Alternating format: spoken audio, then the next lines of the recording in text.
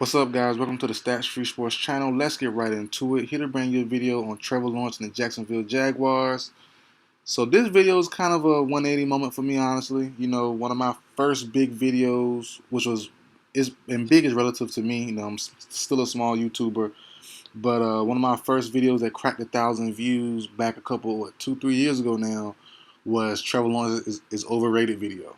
And I had some good points in my opinion. You can go look back at it, or I'll probably tag it in the video, whatever. Somewhere in the right hand corner, left hand corner, whatever. But I did that video entering Trevor Lawrence's last year at Clemson. And I like the whole player, and I like to be consistent. I like the whole players on where the media have them, not where they have themselves. Obviously, that the media can make guys bigger or smaller than what they really are. So I like to hold players to that standard where the media puts them.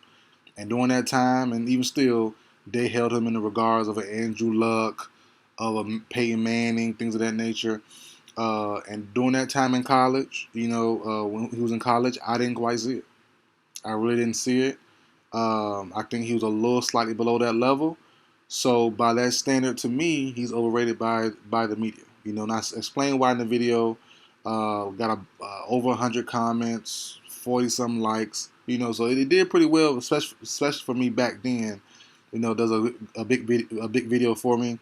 But now I haven't done a video on him since then, and he's now showing why he's a star. I have to admit that. I have to say that the accuracy issues, which was a main thing in my video a couple years ago, like I said, was with him in college, last year in college. It definitely changed, and it definitely changed when you give a quarterback time. I always knew he was an elite guy, never got that twisted. But, he's only been sacked twice this year in 3 games so far, only thrown 1 pick, 6 touchdowns. And when you give a quarterback like him time, he looks fantastic. He has weapons now. He has Zay Jones. He has uh, Christian Kirk. Evan Ingram, some James Robinson, Travis Etienne is healthy this year so far. So, they're all doing well. They have Marvin Jones still. And last year, and the reason why I don't really judge young quarterbacks too much, especially like not on a team like how he had. He had a lot of receivers like Marvin Jones, like Etienne, not Etienne. Uh, Marvin Jones. He had DJ Chark, who's out for the year for the most part. I think played 1 game or something. Travis Etienne, who missed the entire season last year. He had James Robinson, who was battling for playtime with Coach Urban Meyer. So, he had a lot of things going on. A bad O-line, sorry defense, all that bad stuff. And all that stuff got rectified this season, and especially with addition like Zay Jones and Christian Kirk. I know Zay Jones haven't had the best career so far. He's kind of starting to get it going now. But I was an ECU recruit back in Zay Jones' freshman year at ECU. My former high school teammate was a wide receiver with him. They both started their freshman year and on to the senior year. So I was being recruited by ECU. So I went to all ECU home games that year, his freshman year. And he was a monster. And from that point on, he was broke a lot of records. I think the prior to him was Justin Hardy. I was a big Justin Hardy fan. He went to my Falcons, so I've seen him. I've seen Zay Jones in actions firsthand his first couple of years. So I know what he can do. First couple of years, kind of stumbled in the league, had a little off the field stuff going on, but ever since then, especially last year with the Raiders, played awesome. Then this year, so far, playing pretty well. So I'm happy for him. On Christian Kirk, who I myself was kind of a debatable move for me.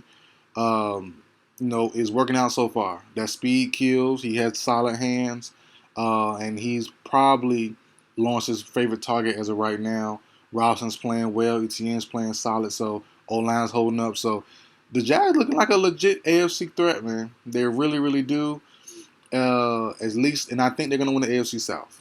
They weren't my pick at first. I'm not going to lie to you. I thought the Colts were, but off rip, I knew that. So let me go by each team. The Texans, as we know, they're not even a factor. I thought they would have been playing a little bit better. Kind of not disappointed, but kind of like, man, I thought Davis Mills would play a little bit better. He had a heck of a year last year for someone we had no expectations for. But I was a big fan of his out of Stanford. I did like him a lot. I thought he would come in and kind of give the coaching staff and the organization kind of a threat to a new quarterback next year. To not take one, but he's definitely giving all the reasons why they should take one. The Titans, I never thought after last year that they were going to be back in that same boat.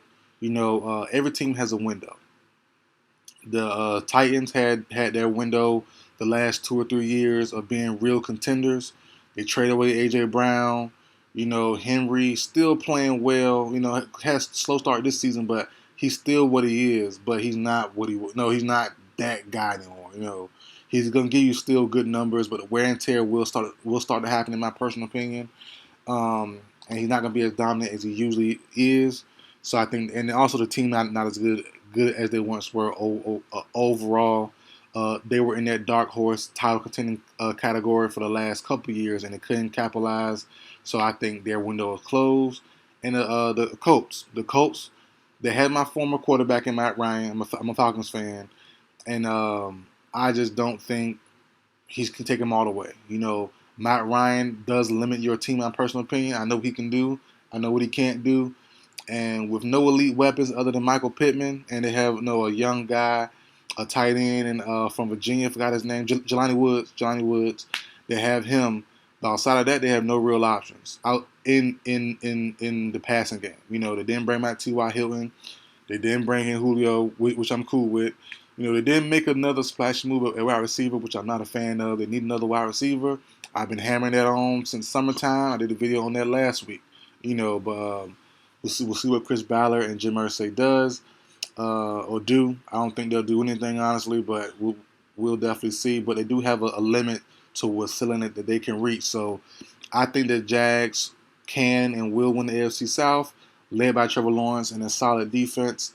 But they have a limit as well. I think if I were to say their max, I would say second round of the NFL playoffs. I think if the right matchup happens in the first round, they could squeak out a very good tough game. Depends on who they play. But I think the second round should be their max. If they get further, a game or two further, cool. But it'd be great. But I think the second round is their max, honestly, for me personally. So yeah, I'm very impressed with Lawrence. Very impressed with the entire team. If I were to guess his stat line, at least interception wise, he has one so far in 3 games. I'll say he have about 5 to 8. 5 to 8 would be ideal to me. That's where I see him at closing the year out. 5 to 8 interceptions, probably about 30 plus, pushing 35 touchdowns. Should be solid moves. Sack probably about 20 sometimes, well, maybe a little less. The O-line's holding up pretty well. It's only 3 games. It's only 3 games, but I think they'll hold up pretty well throughout the season, as long as they can stay healthy. But I will say this: if Trevor Lawrence can get 5 or less picks, I know 5 was on my was in my range. But if Trevor Lawrence ends the year fully healthy and has 5 or less picks, the league's in trouble. Or he's here. He's gonna be here anyways. But yeah, they're definitely in trouble. But 6 and up, okay, that's where he should be. 5 and below, just like the store I go to all the time with my family and get all the toys for my kids and stuff like that. They're real cheap. 5, if y'all know where 5 below is. But if he gets 5 below, oh yeah, the league's in trouble. They're in big trouble.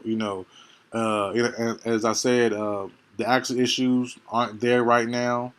He has more space to throw. He has time to throw, and he has a better coach than Doug Peterson. So, yeah, man, the Jags are on the up and up.